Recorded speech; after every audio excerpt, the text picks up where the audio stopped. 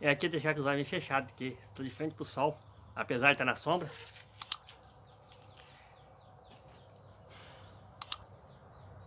Fiz uns vídeos aí explicando alguma coisa sobre as coisas financeiras e etc. Aí eu dei uma deixa sobre a taxa Selic.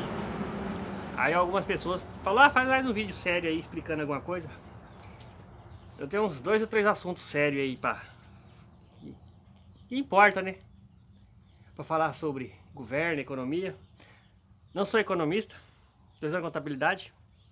Aí eu vi alguns comentários, pessoas dizendo assim: ah, ele sabe disso porque ele estuda na faculdade. Não.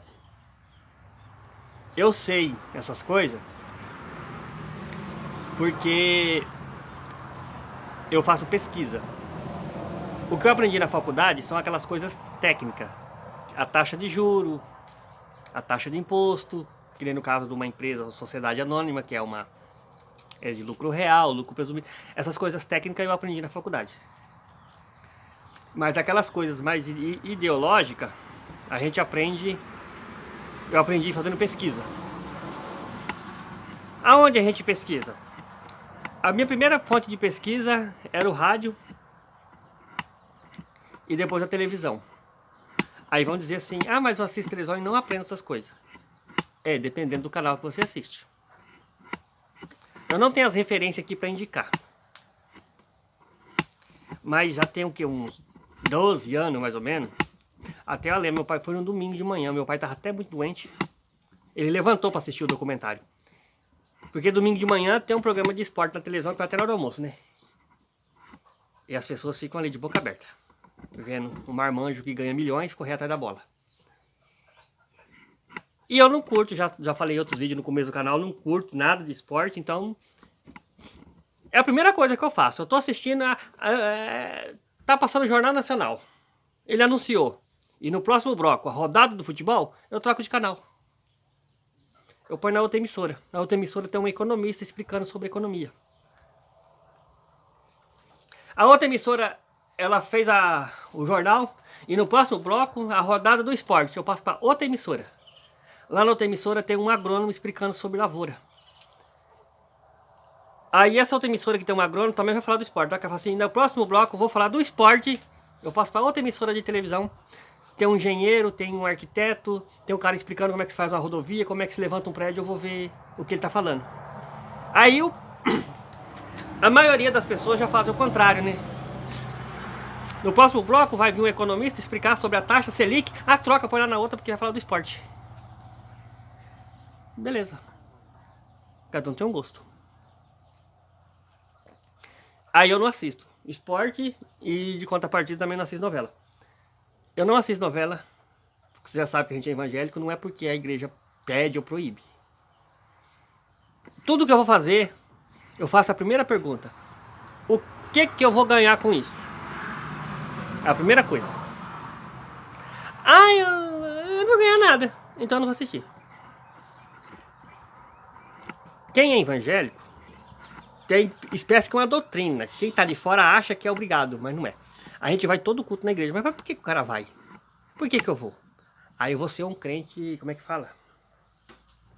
Passar de santo. Ah, eu tô indo pro céu. Não. A salvação, Deus vai me julgar. Ele sabe como eu estou. Não cabe ao homem julgar. E por que eu vou na igreja? Eu vou adquirir conhecimento da Bíblia. Tem até um ateu que faz vídeo no YouTube, ele é palestrante motivacional. Perguntaram para ele, de onde você tira tanta sabedoria nas suas palestras? Da Bíblia. Então eu busco o tempo todo conhecimento. Eu procuro buscar conhecimento, ler livro. Eu assisto um pastor na televisão dando uma palestra. Eu assisto um padre dando uma palestra. Já assisti palestra desse ateu. Ele está ensinando conhecimento. Ensina conhecimento espiritual, eu busco na minha fonte, que é a minha igreja. Mas existe conhecimento profissional, conhecimento político, que eu pego de quem eu vejo que tem sabedoria para explicar. Que não é aquela coisa fanática, que defende um lado e condena outro. O que é defender um lado? Você tem um governo corrupto que te cobra 40% de imposto. Beleza. Você tem outro governo que é honesto. eu não sou juiz, eu não sou do Ministério Público para apresentar prova, nem de um e nem de outro. Eu falo o que a imprensa fala, então eu não posso, né? Esse governo também está cobrando 40%. Pega a calculadora e soma. Por que que um não presta porque cobra 40% e o outro presta cobrando 40%? É matemática, não é ideologia, é matemática. É conta, é dinheiro, é matemática, é número. Número é número. É saldo positivo, saldo negativo, ou igualou, zerou a balança ali. Não existe discussão ideológica na matemática. Matemática é número. Então eu procuro pessoas que ensinam a gente que tem essa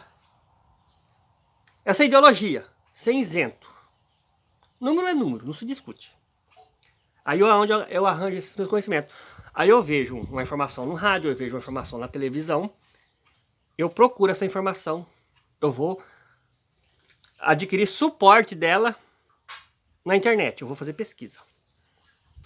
Eu ia falar da taxa Selic, mas entrou outro assunto na minha cabeça aqui, que eu puxei do meu pai que estava doente, eu vou terminar e vou pôr a taxa Selic no final. Existe muita discussão no país. É meio ambiente, é isso, é aquilo, aquilo outro, não tem problema. Passou na TV Senado, um domingo, mas acabou o Globo Rural, eu tirei do Globo Rural e coloquei na TV. Eu fui girar todos os canais da Parabólica. A Parabólica é a média de 30 e alguma coisa de canal, eu passo um por um. Eu tenho esse ritual. Até meu pai ficava bravo porque dava um intervalo, eu girava, cada intervalo da programação, os 30 e poucos canais da televisão. Se eu achasse alguma coisa útil, eu parava para assistir. Não, deixa esse trem aí. Não, tá. Aí na hora que ele escutou falando o nome do Mato Grosso, década de 70, ele levantou, passando mal, sentou no sofá e falou, deixa aí, eu quero ver. A gente mora aqui em Colíder, a TV Senado, não sei o nome do programa, peguei o programa pelo meio, tava mostrando um documentário da construção do Mato Grosso na década de 70. Aquelas histórias que meu pai contava, quem morou aqui, tem inscrito o canal, que mora em outro lugar, que teve aqui na década de 70, teve aqui na década de 80, aquelas histórias que eles contavam do ranchinho de palha, da balsa do Rio Telespire e não sei o que, e o acampamento do exército, o documentário mostrou. Depois que mostrou o documentário, tem uma mesa redonda, igual a mesa redonda do futebol.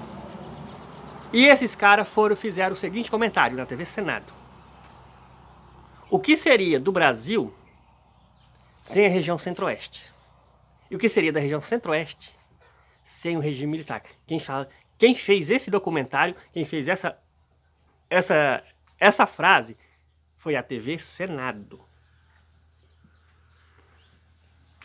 Aí ele explicou uma coisa. Falou assim, isso foi quando no Mato Grosso, há 12 anos atrás, então era 2007, 2008, não sei. Foi quando surgiu ali na região de Lucas, Butum, surgiu os maiores frigoríficos de aves da América Latina. Aí o cara, um dos cientistas, político, economista, esse documentário, sim, não é político, não é deputado, não. É funcionário público, é servidor público, mas é cientista político, é economista, é cara que trabalha na embaixada, é economista do Ministério da Fazenda, do Banco Central, é gente que tem 4, 5 faculdades nas costas. Ele falou assim, as pessoas elas precisam entender uma coisa. Houve um investimento na região Centro-Sul. E esse investimento ele tem que ser saturado. Falou, o povo da região norte do Mato Grosso, eles querem um investimento lá no Mato Grosso. Porém, como é que falei a palavra, fugiu da minha cabeça agora? Tem que saturar a região Centro-Sul. Falou, veja bem, depois de 30 anos, foi as maiores indústrias da América Latina para o Mato Grosso, que é as indústrias de ave. Falou, por quê? Porque saturou a região Centro-Sul. É inviável você pegar a produção Centro-Oeste e levar para o Sul. Agora, é mais prático você investir na região Centro-Oeste. Então, não asfaltaram a 163, não é por causa da onça nem do macaco. É porque tinha um investimento na região Centro-Sul. Então tinha que saturar esse investimento. Falou, aí aonde as licenças, os benefícios do governo ele não concede. Ele vai conceder depois. Saturou a região Centro-Sul, agora está vindo tudo para a região Centro-Oeste. É linha de ferro, é asfalto, é hidrelétrica, é hidrovia. Ah, que estão falando isso. É isso, meu telefone não sei porque cortou a gravação, mas vamos continuar. Tava falando da região centro-oeste, dos investimentos. Aí eles usam o meio ambiente, eles usam um monte de coisa para não fazer as coisas. Aí, como que eu já disse que eu assisto toda a programação, menos o esporte, quando começou a dar no Brasil uma bagunça com as companhias aéreas, de vendendo passagem além das vagas do avião e ficando gente para fora, e caindo avião por aí, também já coisa de 10 a 12 anos atrás, na hora do Jornal Nacional, eu vi isso, não foi no Jornal Nacional, não foi no Jornal Nacional. Passando o Jornal Nacional, ia falar do esporte, troquei de canal. Caí na TV Câmara dos Deputados, dava o jornal da Câmara dos Deputados. Eles estavam entrevistando o presidente do sindicato das companhias aéreas, dos patrão, sindicato patronal, que eu não sei qual é o nome. Patronal porque eu sou fazendeiro, quem sabe que é o sindicato patronal, então é o sindicato dos donos da companhia, não é dos funcionários. Eles pediram pro governo para fazer voo pinga-pinga, tipo ônibus. Por exemplo, aqui nós temos a região de Alta Floresta. Vem um avião de Belém, Santarém, Alta Floresta, Sinop, Cuiabá, Rondonópolis, Barra do Garça, Brasília, eu não conheço o estado de Goiás, os aeroportos regional de Goiás, São Paulo. E assim, pegando a cidade do interior, etc. O governo, não é a ANAC, não. Se o órgão pertence ao governo, é o governo. O governo, ele não autorizou e o governo, ele não autoriza, por um motivo. Se fizer isso, vai abaixar a passagem de avião. Abaixando a passagem de avião, vai quebrar as empresas de ônibus. O governo, ele precisa das empresas de ônibus e ele precisa da passagem de avião. Aí o que acontece? Alta Floresta tem voo. Tem que um avião da companhia vir em Alta Floresta e voltar em Cuiabá. A mesma companhia faz um voo para Sinop. Outro avião sai de Cuiabá, vem em Sinop, volta para Cuiabá. A mesma companhia faz um voo para Sorriso, que é 80 km de Sinop. Ele desloca um avião de Cuiabá até Sorriso, retorna para Cuiabá. Ele não pode pôr um avião que vem Alta Floresta, Sinop, Sorriso e Cuiabá. Se fizer isso, abaixa o preço. Abaixando, prejudica a companhia de ônibus. Vai vir o pulo do gato. O pessoal do Mato Grosso, que mexe com sucro alcooleiro, eles solicitaram para fazer um alcoduto daqui do Mato Grosso, eu não sei de que altura, se é de Rondonópolis, se é de, enfim, fazer um alcoduto para levar o combustível até Paulínia e até Santos. O governo aprova. Só que precisa de 5 bilhões de litros de etanol para movimentar o alcoduto. Aí o usineiro falou, nós temos os 5 bilhões. Ele falou, não, você precisa de 5 bilhões. Aí quem falou foi o técnico da NTT, que é Transporte Terrestre, ele regula até esse negócio de alcoduto. Falou, não é apenas 5 bilhões. Tem que ter 5 bilhões para o alcoduto, 5 bilhões para o trem e 5 bilhões para o caminhão. Aí vai ter alternativa. Eu sou um usineiro, eu tenho 3 caminhos para enviar o meu produto. A briga do preço do frete vai ter 3 concorrentes, não vai quebrar o sistema. Se eu faço um sistema e outro sistema que é mais viável, eu quebro aquele outro sistema, aí vai virar uma crise nas costas do governo tratado, um monte de gente desempregado por falta de opção de trabalho. Ou seja, o governo ele não gerencia as coisas de maneira correta. Ele suga o povo e não abre as infraestruturas que o país precisa. Ele não planeja. Lá nos Estados Unidos é planejado a hidrovia, a ferrovia e os caminhões e os ônibus, eles interligam. O ônibus ele liga uma cidade de um aeroporto até outro aeroporto. Eu tô no Mato Grosso, eu vou para São Paulo, eu vou de avião. Colíder não tem aeroporto. Tem um ônibus que me leva até no aeroporto de Sinop ou de Alta Floresta. Aí de lá eu pego um avião e vou para São Paulo. A passagem é mais em conta. Tem a ferrovia. Vamos falar do grão. Uma locomotiva, um trem de ferro não vai sair de secador em secador, catando soja. Tem a estação. Os caminhões vão fazer o transporte da estação, que vai integrar com a hidrovia. todos os políticos eles falam, eles vêm que vão fazer em Colíder uma Unemate forte. Mas daqui em Colíder nós estamos no meio de duas cidades importantes da região, Sinop e Alta Floresta. Já tem em Sinop o Unemate e o FMT. Em Alta Floresta tem a Unemate e tem o Instituto IFMT, que é um braço do UFMT. Que eu não entendo muito bem como é que funciona essa regulação. Colíder está se transformando num polo de universidade privada. Eu trabalho na feira. Quando chega um prefeito, candidato a prefeito, candidato a vereador, candidato a deputado, candidato a senador, deputado federal, eles vêm conversar com a gente na feira. Aí eles veem que eu tenho, apesar de eu estar velho, eles veem que eu tenho a cara minha nova. Ah, você é jovem ainda, fazer a faculdade? Vai ter uma reunião, porque acabou o showmício, né? Vai ter uma reunião. E nesta reunião nós vamos explicar as coisas, eu gostaria que o senhor fosse lá. Aí eu vou sim. Só que eu vou te dar uma ideia do que o senhor fala na sua reunião. Ah, sim, moça, eu quero ouvir. Aí na hora que eu falo, eu conto a história, que não pode investir, porque tem que saturar o investimento feito. Fala, explica isso pro povo. Ele fala assim, muito obrigado, moço. Ele passa para a próxima banca. Ele não fica para ouvir o resto. Ou seja, quando que Colíder vai ter uma universidade pública forte? Quando saturar os investimentos em Alta Floresta e quando saturar os investimentos em Sinop. Quando ficar inviável você crescer, porque as universidades já cresceu.